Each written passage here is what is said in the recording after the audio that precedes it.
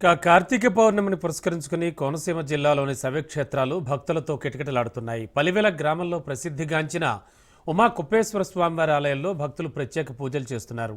ఇక మరింత సమాచారం మా ప్రతినిధి బాబీ అందిస్తారు.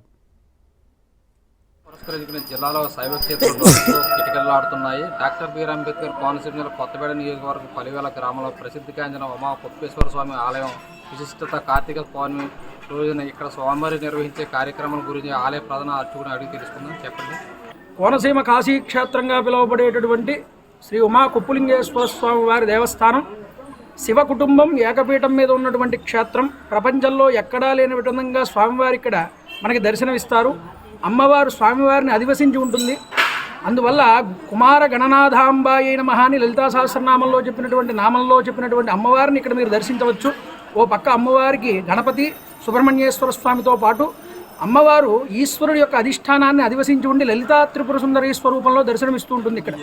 ఇక్కడ ఉమా కుప్పలింగేశ్వర స్వామి వారు సాక్షాత్తుగా అగస్త్య మహర్షి వారి యొక్క కోరిక మేరకు కాశీ వియోగ భారం తీరడం కోసం ఇక్కడ కాశీక్షేత్ర నివాస ఫలితం రావడం కోసం స్వామివారి ఇక్కడ వెలిశారు. అందువల్ల ఇక్కడ స్వామివారిని అగస్తేశ్వర స్వామివారిని కూడా పిలువబడతారు. తర్వాత భక్తుని కోరిక మన్నించడానికి స్వామివారి ఇక్కడ శిరోజాలతో కూడినటువంటి కుప్పును ధరించి కుప్పలింగేశ్వరుడు అని పిలువబడ్డారు. అందువల్ల ఈ క్షేత్రానికి ఎవరైతే వచ్చి దర్శనం చేస్తారో కాశీవాస ఫలితం లభిస్తుంది, కాశీలో ఉన్నటువంటి సుఖం ఇక్కడ లభిస్తుంది అని మనకి స్కాంద పురాణంలో ఈ యొక్క విధానాన్ని అగస్త్యుల వారికి పరమేశ్వరుడు చెప్పినట్లుగా మనకు కనిపిస్తుంది. అంతటి పురాతనమైనటువంటి శైవ క్షేత్రాల్లో ప్రముఖమైనటువంటి క్షేత్రం ఉమా కుప్పలింగేశ్వర క్షేత్రం అని చెప్పుకోవచ్చు. అందున ఈరోజు కార్తీక పౌర్ణమి, విశేషించి కార్తీక మాసం చాలా మాసానాం కార్తీకముత్తమమ్మని, కార్తీక మాసం మాసాల కన్నా చాలా ఉత్తమమైనటువంటిది. అందున ఈరోజు పౌర్ణమి కూడా కలిసింది. కార్తీక పౌర్ణమి రోజు భక్తులందరూ కూడా విశేషంగా ఈ యొక్క దేవస్థానానికి తరలివచ్చారు. వాళ్ళందరూ కూడా దీపారాధనలు చేసుకున్నారు, దీపదానాలు చేశారు, సాలగ్రామ దానాలు చేసుకున్నారు. అలాగే ముఖ్యంగా స్వామివారికి విశేషించి అభిషేకాలు, అలాగే స్వామివారి దర్శనాలు ఇవన్నీ కూడా జరిగాయి. వచ్చినటువంటి భక్తులకు ఎటువంటి ఇబ్బందులు కూడా కలగకుండా కార్యాలయ సిబ్బంది అందరూ కూడా ముందు అడుగు వేసి ధర్మకర్తల మండలి అలాగే చైర్మన్ గారు కూడా దగ్గరుండి ఈరోజు ఈ యొక్క కార్యక్రమాల్లో భక్తులకు ఎటువంటి ఇబ్బందులు లేకుండా పర్యవేక్షిస్తూ అన్ని కార్యక్రమాలు దగ్గరుండి చూసుకున్నారు.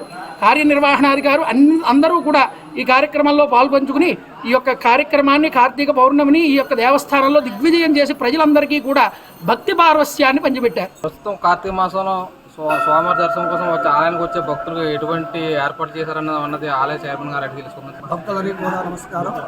ఈరోజు కార్తీక పౌర్ణమి సందర్భంగా తెల్లవారుజామున 3 గంటల నుంచి కూడా భక్తులు రాక ఉంటుందని చెప్పి మేము గ్రహించిన వాళ్ళమై వాళ్ళకి క్యూ లైన్ ఏర్పాటు చేసి ఏ విధమైన ఇబ్బంది లేకుండా మంచినీటి సదుపాయం, అవసరమైతే చిన్నపిల్లలు ఎవరైనా ఉంటే పాలు, టీ ఇలాంటి సదుపాయాలన్నీ కూడా వాళ్ళు సమకూర్చి భక్తులను కూడా ఆ అమ్మవారికి స్వామివారి దర్శనాలు నిర్విఘ్నంగా చక్కగా జరిగేట్టుగా మా కమిటీ మెంబర్స్ అందరూ కూడా ఆలయ నిర్వహణాధికారి మాతో కూడా అర్చకులందరూ కూడా సహకరించి ప్రతి భక్తుడిని కూడా చక్కగా ఆ స్వామివారి దర్శనం పూర్తవ్వాలనే భావంతో మేమందరూ కూడా భక్తి భావంతో అందరికీ కూడా ఈ యొక్క దర్శనాలు ఏర్పాటు చేశాం. అదేవిధంగా ఇప్పటిదాకా అందరు భక్తులు కూడా చక్కగా స్వామివారిని దర్శనం చేసుకుని వెళ్తారు.